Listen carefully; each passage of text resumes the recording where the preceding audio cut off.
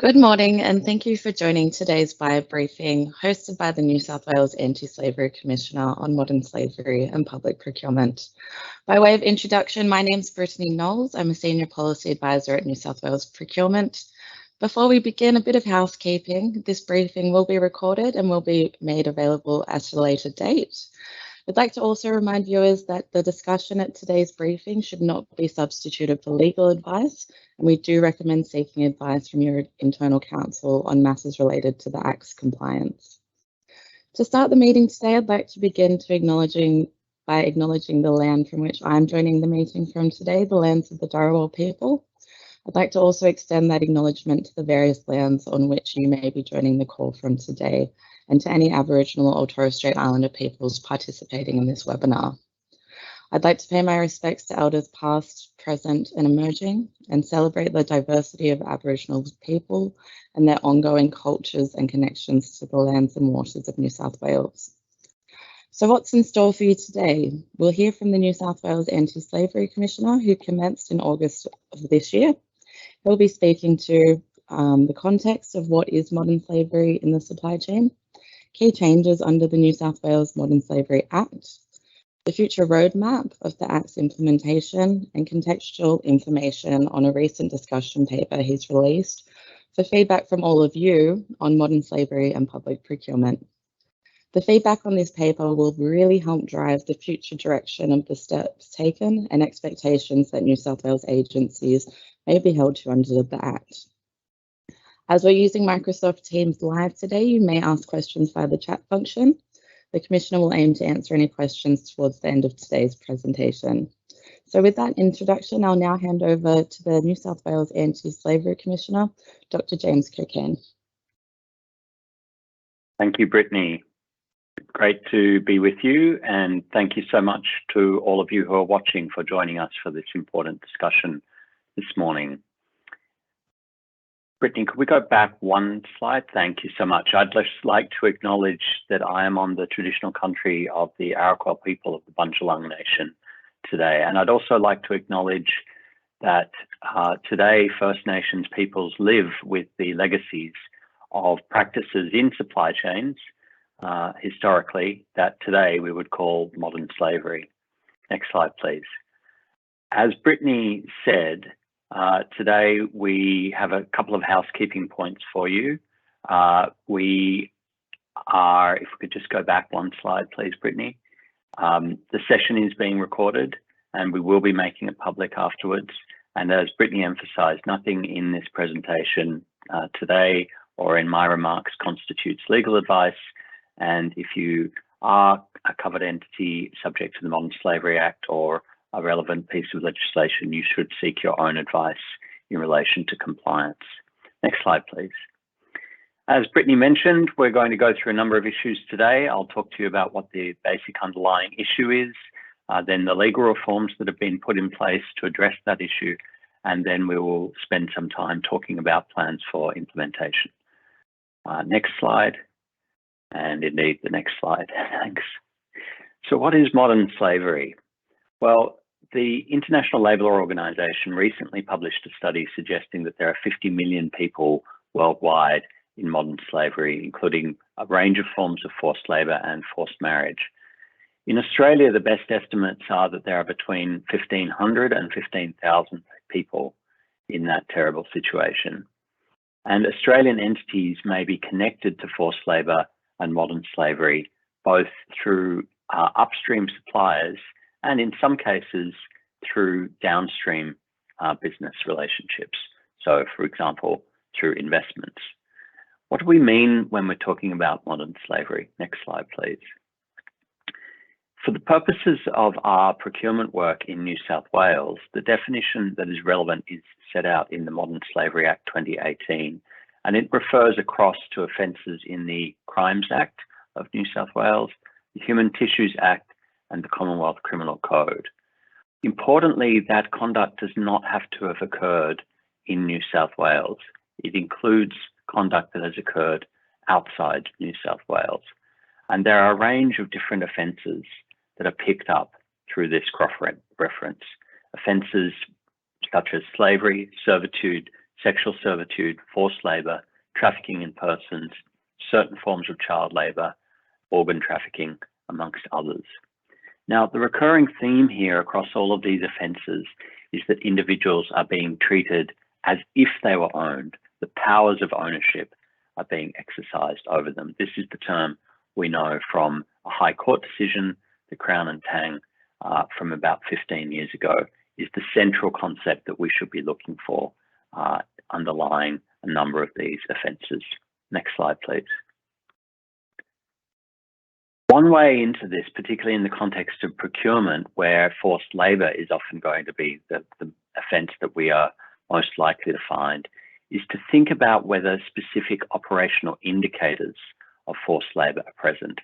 The ILO forced labour indicators, of which there are 11 listed on your screen, set out a number of operational conduct or contexts that we can find. If you find a sufficient number of those overlapping, that may be an indicator that forced labour is present. Now, what's the sufficient number? The International Labour Organization says it can be as little or as few as one indicator can indicate forced labour. But the key point here is the more of these indicators you see present in a work context, the higher the probability that you're dealing with a forced labour offence. Next slide, please. Now, in our context, public procurement, we see modern slavery arising both in the production of goods and in the production of services. So here are a few examples. This is by no means exhaustive, just to give you a sense of the kinds of places we see these offences arising.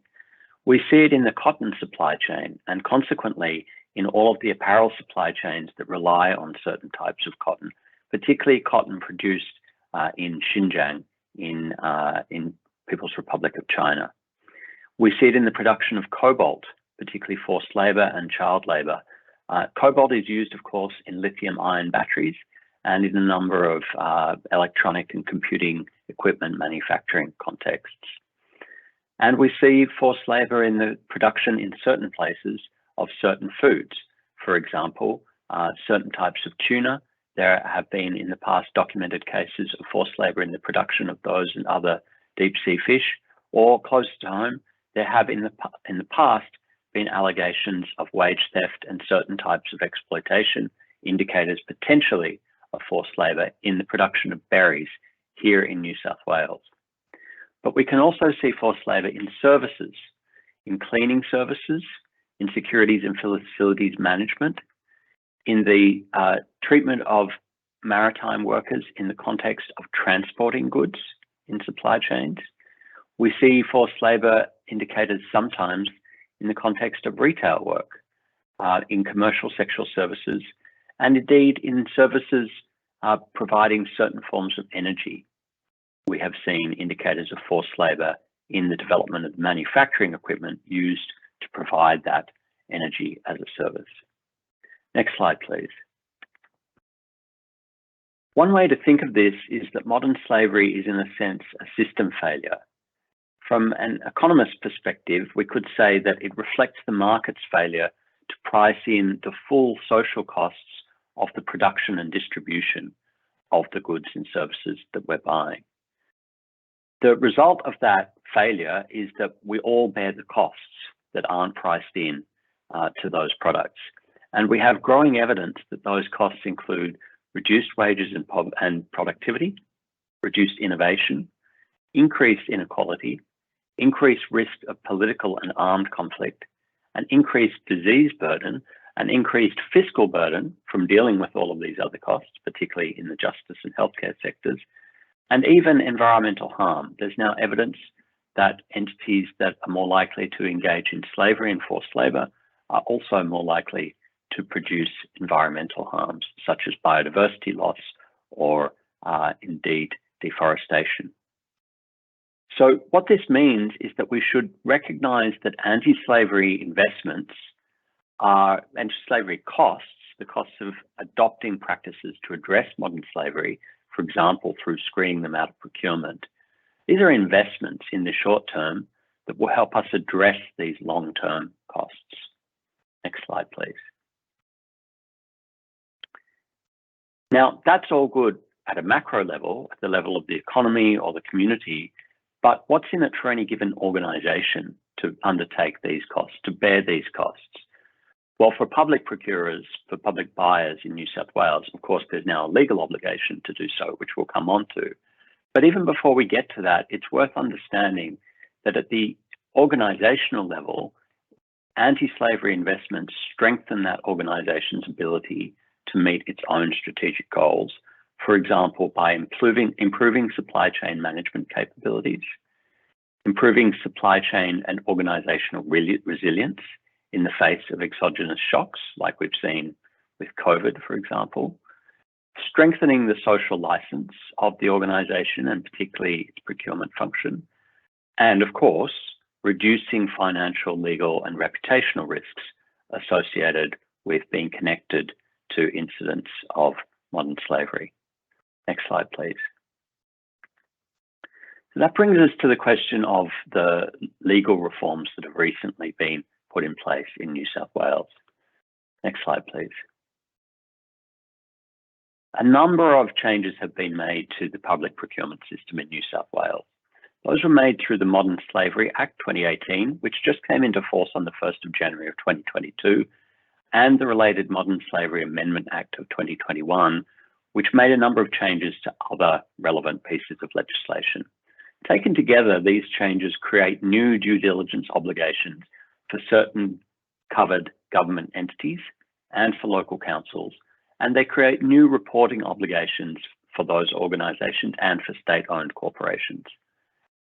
Most of those obligations took effect operationally from the 1st of July 2022. Now, the Modern Slavery Act 2018 of New South Wales aligns with the Commonwealth National Action Plan to combat modern slavery. And that Commonwealth approach in turn aligns with the UN Guiding Principles on Business and Human Rights and the OECD Guidelines for Multinational Enterprises on Responsible Business Conduct. So we have here a set of obligations that incorporate into New South Wales public procurement an approach to addressing modern slavery risk that is connected up to both federal and international normative frameworks. Next slide, please. I'm going to run you through now the key changes that have been made, and these are summaries. Please refer to the original legislation and related legislation to understand this in context. And again, I would stress this is not legal advice, and you should seek your own legal advice if necessary for compliance purposes. So the key change, perhaps, is the one made to the statutory objectives of the New South Wales Procurement Board, which now include an objective of ensuring that goods and services procured by and for government agencies are not the product of modern slavery. To achieve this, the board is given the power to issue directions or policies to government agencies, covered government agencies, regarding reasonable steps, quote unquote, to achieve the modern slavery objective. And in developing those reasonable steps and indeed consulting on the effectiveness of due diligence that results from that, the board is required to consult both with myself, the Anti-Slavery Commissioner, and the Auditor General. Next slide, please. So the key changes for covered government entities, those subject to the Public Works and Procurement Act, is that they must take reasonable steps to ensure that goods and services procured by and for the agency are not the product of modern slavery. And then they have to report on certain matters relating to those reasonable steps and how they've dealt with any issue raised by the Anti-Slavery Commissioner during the financial year then ended. Next slide, please. Changes also introduced certain similar obligations for local councils, including that they too are obliged to take reasonable steps to ensure that goods and services procured by and for the council are not the product of modern slavery, and to report on those steps annually. Next slide, please. State-owned corporations, which are not covered by the procurement framework, are instead required to report through the existing Commonwealth Modern Slavery Statement system under the Commonwealth Modern Slavery Act 2018. They must then disclose the statements that they provide through that channel and give me, the Commissioner, written notice that that statement has been published. Next slide, please. A number of oversight arrangements are then put in place by these changes to ensure that entities are meeting these obligations. So as I mentioned, Procurement Board, myself and the Auditor General must consult, including on the effectiveness of due diligence. The Procurement Board can issue directions and policy to help covered entities address these obligations. I am required by the legislation to publish a register with information on non-complying entities and other matters. And the Auditor General is empowered to conduct risk-based modern slavery audits. Next slide, please. So how are we going to implement these obligations? That's where I want to spend the remainder of my time with you this morning. Next slide, please. Oh, sorry, stay there. Thank you. Thanks, Brittany. So the key thing I want to emphasize with you today is that this is a considerable process of change. On paper, these changes may look small.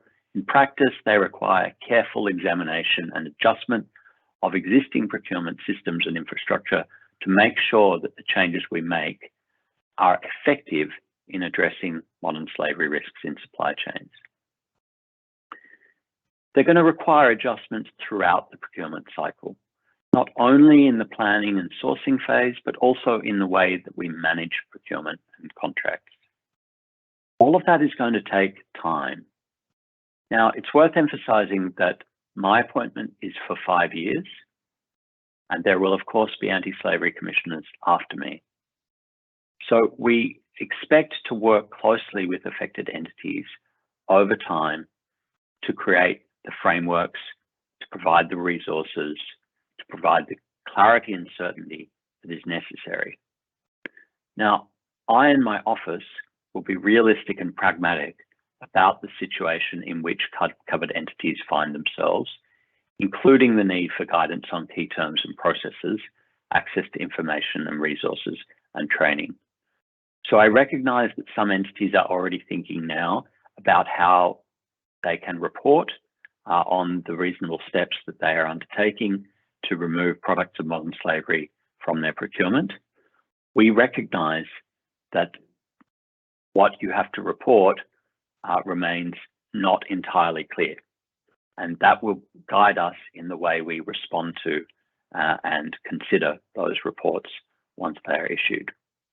Our aim as an office is to support the development of capabilities and the improvement of the system's due diligence effectiveness over time. We aim to work with you to achieve that outcome. Next slide, please.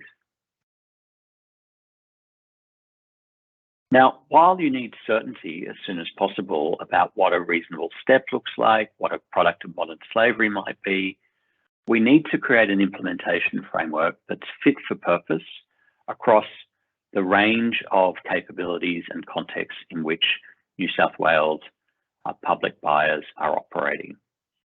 This is going to require consultation and collaboration, including to identify your needs as covered entities.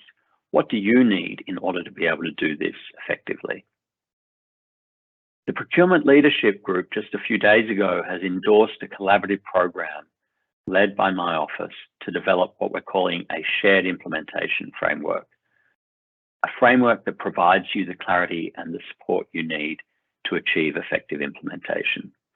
And it comes in 3 phases, which I'll explain in a moment. The first phase in headline is between now and January 2023 and involves some research and consultation. Then phase 2 from January to March of 2023 involves formalizing requirements and expectations and the framework. And phase 3 from April till June of 2023 is focused on training. So let's go through those in a little more detail. Next slide, please. So phase 1 runs from now until January 2023. first thing you can do, and I would strongly encourage, is to read and please respond to the discussion paper on all of these issues. You can follow the QR code on the left or possibly right, I'm not sure which way it's showing, of your screen. Please whip out your phone now or take a screenshot, and you can follow along to that now or indeed later. The discussion paper lays out a series of questions that we think need answering in order to underpin effective implementation. And in response to those questions, I put forward a proposition or a set of propositions for each question. I'm trying to suggest a pathway forward here. I want your feedback on whether that pathway is going to work for you and your agency. We're looking for responses, written responses to that discussion paper by the 25th of November of this year. Now, in parallel, I'm conducting research looking at how other jurisdictions have implemented anti-slavery or human rights due diligence into their public procurement systems and what lessons we might take away from that. Next slide, please. The discussion paper identifies 7 questions, and for each question, as I said, I lay out a proposition or a set of propositions and provide a little bit of a justification for the approach that I'm suggesting. I'm going to run you through these very quickly now, but again, I would strongly encourage that you read with and engage the discussion paper to understand what is being proposed here and the rationale for doing so. So the first question is a deceptively simple one. In order to remove products of modern slavery from your supply chains, you need to know what is a product of modern slavery. If something is produced through forced labor 10 tiers back in your supply chain, is the finished product that you are purchasing from tier 9 to tier 10, is that a product of modern slavery? Does it depend on the percentage by value or percentage by volume of the input made with forced labor? How do we understand the product of modern slavery? The proposition I laid in the paper is that the product of modern slavery is any good or service made in whole or in part by modern slavery at any tier upstream in your supply chain. And the justification for taking that approach is emerging international practice, including in the United States and the European Union, and the legislative drafting underpinning the framework within which we're operating. Next slide, please. The second issue we look at in the paper is how can agencies identify and prioritize risks, especially given the approach to product of modern slavery proposed in the previous slide. Our answer is that the focus needs to be on modern slavery risks to people, not the risks to the business or the organization, but the risks to the people. And the way to do this is through conducting what is called a salience analysis. We explain what this means in much greater depth in the discussion paper. To facilitate such analysis, we suggest that the Anti-Slavery Commissioner could be tasked to identify higher risk products, suppliers, or supply chains in order to help you, affected entities, know where to allocate your limited procurement and due diligence resources in order to understand how the changes you make to your procurement will have the best impact, the greatest impact on those risks to people. The justification for this approach is the existing guidance that's already available to you on buy.New South Wales, the approach taken at the Commonwealth level, the federal level, in the guidance to reporting entities under the federal legislation, and indeed, again, international practice. Next slide, please. The third issue we look at is the question of how we might approach effectiveness in due diligence.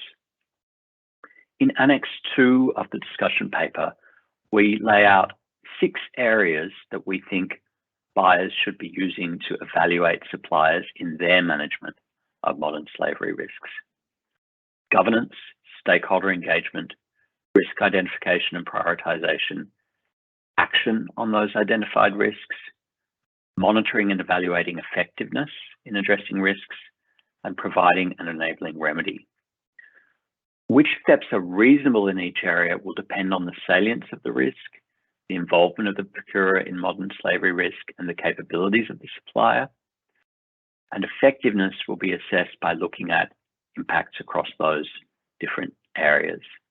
Again, our justification here is both existing approaches in New South Wales, guidance from, for example, the Small Business Commissioner, and indeed international practice and lessons learned on effectiveness. Next slide, please, Brittany. The fourth area is how can contractual arrangements address these risks? Once we've identified the risks, what expectations are there of buyers in how they manage risk in ongoing supplier relationships? The first point, which is perhaps obvious but can easily be overlooked, is that the contracting arrangements themselves should not contribute to modern slavery risk. So, for example, if you're purchasing a product which could not be produced at that price if living wage was being respected, then you may be contributing to modern slavery risk. We should ensure that our contracting doesn't achieve that outcome. But equally, contracting should create leverage and opportunities for collaboration with suppliers to promote modern slavery prevention, mitigation, and remedy in their own business conduct. So contracting is not just about creating the basis for termination or suspension of a contract or withdrawal from a relationship. It's also about creating the basis for active engagement with the supplier where risks arise to address those risks so the risk is removed from the supplier's practices. One way to do this is for contracting to create enforceable performance conditions and not to rely only on warranties or certification. We talk a bit in the paper about how those performance conditions can be effectively enforced and the key role that workers on the ground, worker voice, play in achieving effective enforcement of such performance conditions. Again, the justification draws on international research and good practice, and indeed the emerging availability of the collaborative solutions combining contract conditions with effective performance monitoring. Next slide, please. What is the role of leverage when we create influence in our supplier relationships, whether through those contracting conditions or through other forms of influence? How should that be used? What is the expectation there of buyers? The proposition we set out in the paper is that New South Wales public procurers should build and use leverage to address modern slavery risks within procurement relationships. That can include contractual tools such as inclusion of supplier codes of conduct, but it can also include non-contractual mechanisms such as training for your suppliers, remediation of their business practices, or indeed in certain contexts, it might involve you as a buyer engaging in policy questions that affect the availability of, for example, low risk, low slavery risk products. If you're purchasing from a market where all of the products or services are high modern slavery risk, it may be that the way that that market itself is operating is generating forced labor or modern slavery risk. And so that may be the point of entry for you as a buyer to exercise leverage. As I touched on earlier, termination or suspension should really only be considered where leverage is unavailable or proves ineffective. And the threat, in a sense, the shadow of termination or suspension itself frequently creates leverage that can then be brought to bear to address modern slavery risks. There's a lot of learning around this, and our justification for this approach is based on that learning, particularly from around the world in the implementation of the UN Guiding Principles on Business and Human Rights, and again, the Commonwealth guidance to reporting entities under the federal scheme. Next slide, please. Now, what are the expectations in terms of due diligence around buyers' involvement in remedy? The proposition we put forward in the paper is that public procurers should provide or enable effective remedy if they contribute or are linked to modern slavery in their supply chains. This could include supporting engagement with judicial mechanisms in certain contexts or non-judicial grievance mechanisms. And in the paper, we talk about what those might look like, what those mechanisms might be.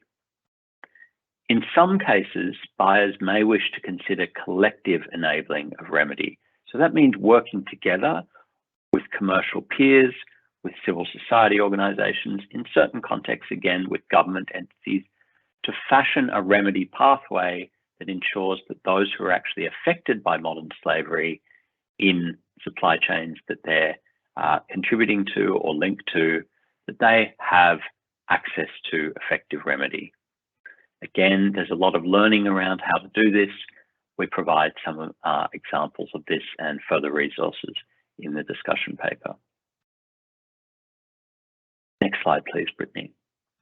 The last issue that we address here, and it says issue 3, but it should say issue 7, apologies for that, is how buyers can cooperate to address modern slavery.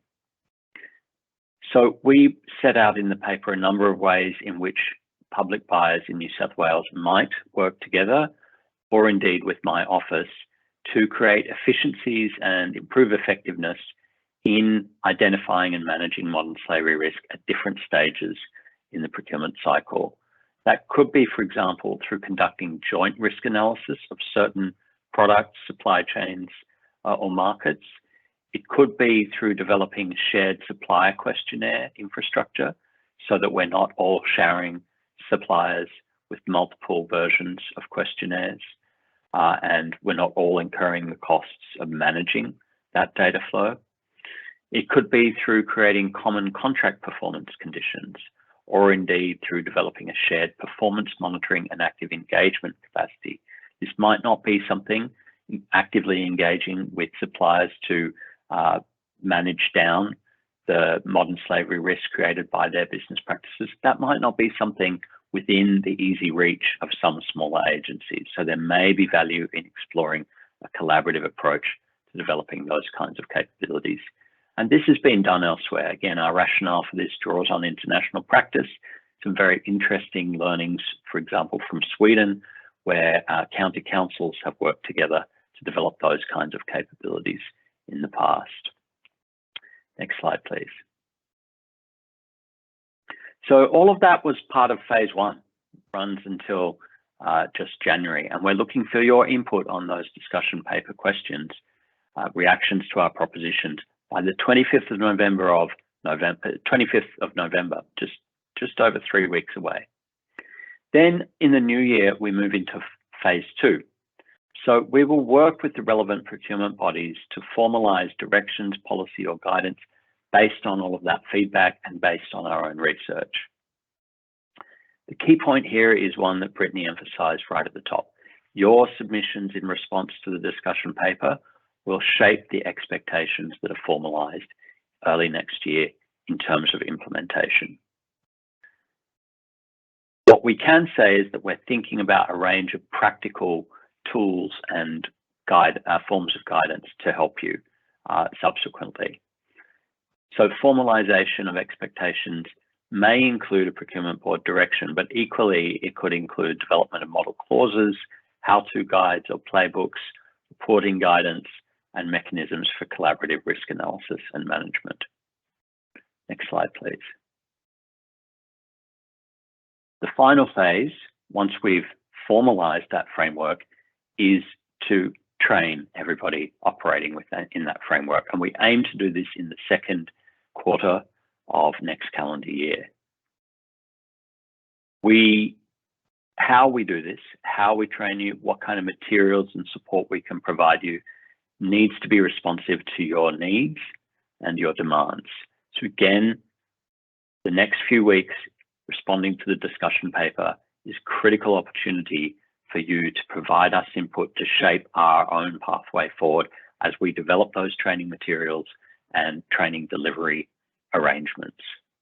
Won't be the last opportunity. We will continue to engage you in the months ahead to understand your needs, but this is really a critical moment now to shape our expectations and help us understand what we need to do to make this all feasible for you. Next slide, please. So that brings us to the end of my formal presentation. I think we're going to move now into a moderated question and answer session with Brittany doing the honours. I'm looking forward to your questions, and please don't hesitate to reach out to me at any point in the future. You can reach us on antislavery@justice.newsouthwales.gov.au. Thanks, and over to you, Brittany. Thanks, James. I'll just pause here. We don't have any questions that have come through the chat function so far, so I'll just give it a couple of minutes. Just a reminder, if anyone does have any questions, you just click on the Q&A button where there was an announcement made earlier, and type in your question and we can hand it over to the Commissioner. Just give that 1 minute and see if there's any questions that come through the chat.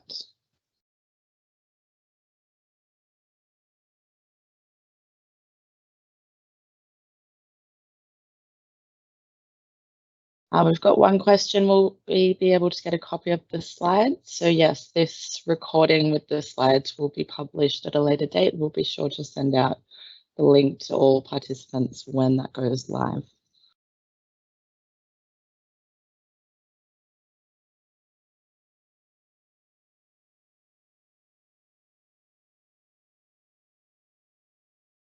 We have another question, James. So will there be the annual reporting component that was originally included in Treasury's guidance paper from last year?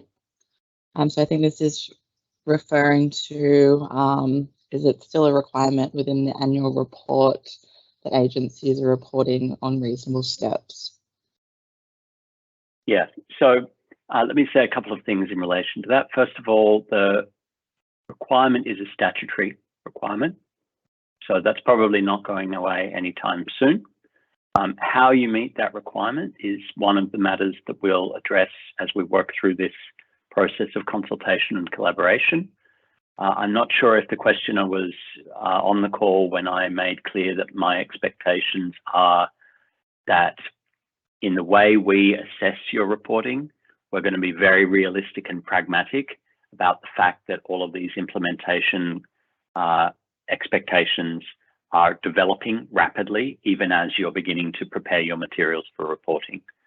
So to go specifically to the questioner's question about how that connects to earlier guidance, we will be looking for continuity there.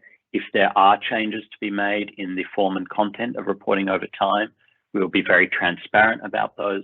We will give adequate notice, and we will ensure that you all have a fair amount of time, a fair opportunity to internalize those expectations and respond accordingly. Thanks, James. There's no further questions in the chat. We might just give it another moment in case any further questions come through. Happily. And if you're not feeling like asking a question today live, but want to get in touch with me, let me again just reiterate that you can reach me at any point on antislavery@justice.newsouthwales.gov.au. And we have a website through the Department of Communities and Justice as well. Thank you, Brittany. There it is. And that's, once again, the QR code if you'd like to be taken straight to the discussion paper. So we really appreciate your being on the call with us today. We're looking forward to further questions in the future, further feedback, and to continuing to engage with all of you in the months ahead. We've just got one more question that's come through. So it's around, do you expect and/or want submissions in response to the discussion paper from individual agencies or as a government sector? We are open to submissions from anybody. It's open to the public. We would especially welcome submissions from government agencies. What we're looking to do here is ensure that the framework for implementing the obligations on you operates effectively and fairly. So you are best placed to tell us what your capabilities, needs, and opportunities are. We welcome feedback from you.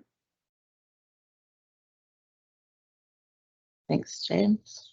There's no further questions in the chat, so I'll hand back over to you to close. Oh wait, we've got one more. Okay.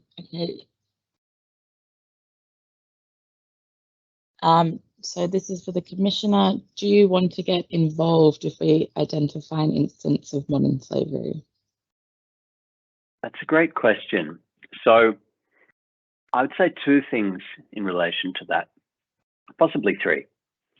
The first is, before you think about coming to me, it's worth having an internal think about what your own obligations might be in that context in terms of referral, depending on the nature of the conduct in question, to relevant agencies. You are, however, welcome to come to me. Second thing I would say is that what I can then do is I can assist you. I can probably help you find your way to the relevant sources of guidance, engagement, or indeed places where you can send relevant information. I don't have, under the legislation, I'm not a formal investigative agency. So it's not within my power to investigate specific incidences. However, the third thing I would say is that I am empowered to help you address risks in your supply chains. So where we're aware of specific incidents, that will be a very good guide as to future risk and indeed to present materializing risk that you have to deal with in certain ways. The final thing I guess I would say here is it's in your interest to disclose modern slavery risk in your supply chain. It's not in our interest collectively or individually to not disclose the existence of modern slavery risks in your supply chain. Where there are such risks and you're not disclosing them, then we are in a different territory under the Modern Slavery Act. Then my oversight responsibilities kick into gear, and that is when you will see me start to ask more penetrating questions of your agency. But if you disclose the existence of risk, then we can help you, we can work together to find ways to effectively and efficiently within the procurement framework or within your own operations address those risks. I hope that provides clarity. If not, again, please feel free to reach out to me at antislavery@justice.newsouthwales.gov.au. Thanks, James. And a few more questions have come through now. So one is, an agency's response to the discussion paper mandatory or voluntary? And two, does the Anti-Slavery Commissioner expect to receive current agency procurement practice on the 7 issues raised in the response paper? Again, good questions. First, it's not mandatory; it's entirely voluntary. But I would argue it's in your interest to make sure that I'm fully aware of how this is going to play out for you if you want the resulting framework to be reflective of that. Secondly, sorry, remind me of the second question, Brittany. Sure. Does the Anti-Slavery Commissioner expect to receive current agency procurement practice on the 7 issues raised in the response paper? So basically what they're currently doing now in regards to those 7 issues.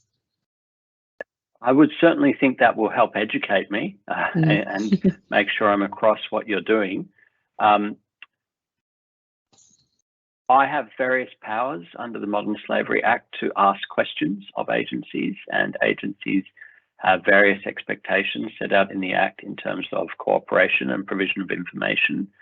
I can ask more effective questions intended to develop more useful support to you to address modern slavery risks if I'm starting from a higher base of knowledge about the approach you're currently undertaking. So I certainly welcome inclusion of that kind of information in a response, but I also recognize you have limited time available to you for this kind of thing. So I leave it to each agency's discretion to assess what is the best use of their time and how they can most effectively get their points across. If it's easier for you to cross-refer me in your submission to something else that's already available, to attach other documents, you're very welcome to do that as well. Okay, and what will be the consequence of an agency failing to address a modern slavery risk that has been identified? Very good question. So the Act empowers me to create a public register, mandates me, in fact, to create a public register where I am expected to include the names of agencies that are not essentially complying. This operates slightly differently for different entities. For example, for entities subject to procurement board directions, or for example, state-owned corporations. Being on that public, electronic, freely available register is likely to create some discomfort. And the second thing I would say here is that it's also worth being aware that the Act that created my role also creates a joint select committee in New South Wales Parliament called the Modern Slavery Committee. So this is a standing committee which has formal investigative powers. That committee has now been constituted and will be an important oversight mechanism within the parliamentary context for considering where such risks arise and how they're being dealt with.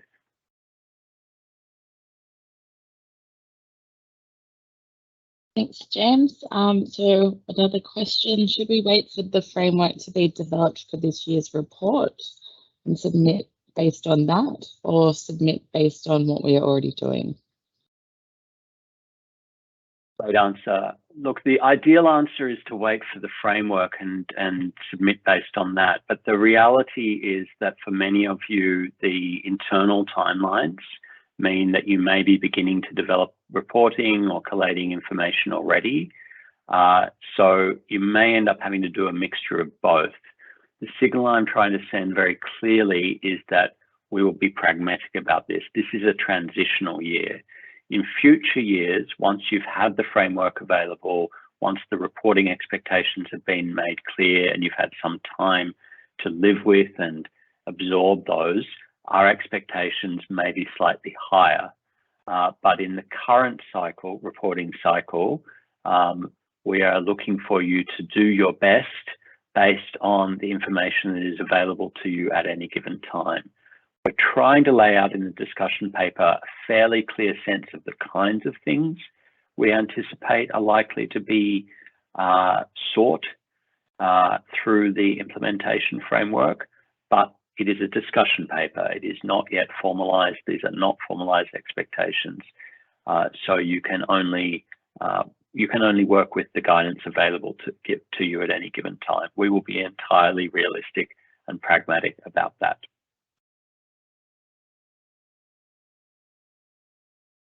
I'm afraid you're muted, Brittany.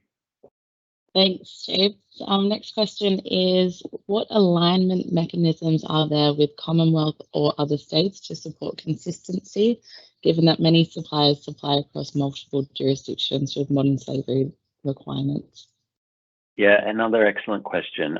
So formally, the Act, the Modern Slavery Act New South Wales, requires that the strategic plan I'm developing, which goes beyond procurement, it's a plan for my office generally, must align with the Commonwealth National Action Plan. And if you look at all the material around the development of the New South Wales Act, it's clear that there's a desire for alignment between the approach we take and the Commonwealth approach. The Commonwealth has, under that National Action Plan, there is an intergovernmental body that consults regularly on procurement. You can anticipate that I will be actively involved in discussion with Commonwealth and other jurisdictional authorities to ensure that there is alignment. You've also seen, as I emphasized throughout this presentation, that wherever possible, in the way we're looking to implement the New South Wales Act, we're taking our pointers from existing Commonwealth legislation reporting guidance. So our belief is that the approach that we're setting out in the discussion paper is entirely aligned with the approach under the Commonwealth Act. Now, the Commonwealth Act is being reviewed. So the Macmillan review, led by Professor John Macmillan, is still underway. We don't anticipate seeing that report until around March or later next year.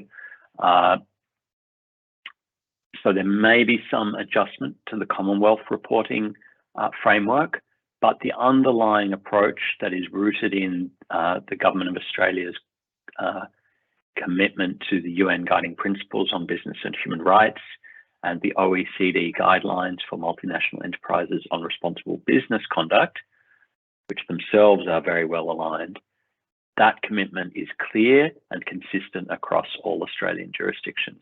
So in a sense, that is the underlying framework to which you should be looking in order to understand what the content of your implementation obligations is likely to be. Thanks, James. Next question is, when is the first report from agencies due? So the reporting obligations have been in place since the 1st of July. For many, that will mean it covers the current financial year, but there is some technical complexity to that.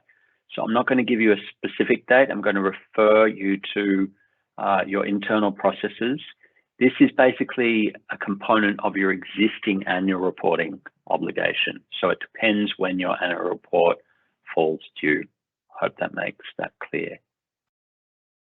Thanks, James. Next question. There's mention of the Commissioner establishing a hotline under the Modern Slavery Act. Will this be a service that agencies can access to provide advice when instances of modern slavery arise in their supply chain? So it could be. This is another of these things in the Act where we have a lot of work to do to figure out how to bring it to life.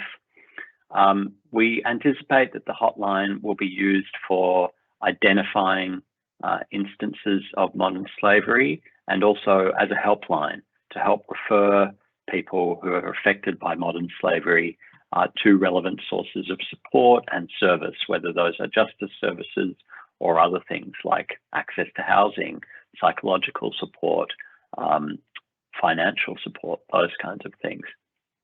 There's a potential use case that this hotline also provide the kind of support that I think your questioner is proposing. Separate from this procurement discussion and the procurement discussion paper, we have another process that we've just kicked off to develop this strategic plan. You can visit the New South Wales government site, Have Your Say, if you'd like to provide your input about what we should be doing more broadly to fight modern slavery, or indeed if you feel that this hotline should provide this kind of support that your questioner has pointed to, that would be a good place to express that view. What I will say is that that's going to take time to develop that hotline. In the meantime, essentially the email address you have on the screen and the other ways of getting in touch with us, those are your de facto hotline. If you'd like to be in touch with us because you've identified instances or risks of modern slavery, or you're looking to understand how to approach those modern slavery risks, you are welcome to contact me and my team, and we will do our utmost to give you that support. Thanks, Commissioner. And final question, could you please repeat the due date for responses or feedback to the discussion paper? Absolutely, 25th of November, 2022. It's on the front page of the discussion paper. The cover, in fact, if you follow that QR code, that'll take you straight to the relevant document, and you have all of the information you need there about when it's due, what we're looking for responses to, and how to submit them. Great, thank you. Well, there's no further questions in the chat. So again, thank you everyone for joining today. We will send you a link to this recording once that is up, and we'll also send a link to the discussion paper to all participants that have joined the call. I'll just quickly hand over to the Commissioner for any closing remarks. No, just to thank you, Brittany, and New South Wales Procurement for supporting this event and for all the support and close collaboration that you've offered since I joined in this role. Thank you to everybody who's watching. I really look forward to working with you all on this very important task. It's important leadership being shown by New South Wales here, and I'm committed to working with all of you to bring all of this to life. Thank you again. Okay, thank you. Have a great day. You too.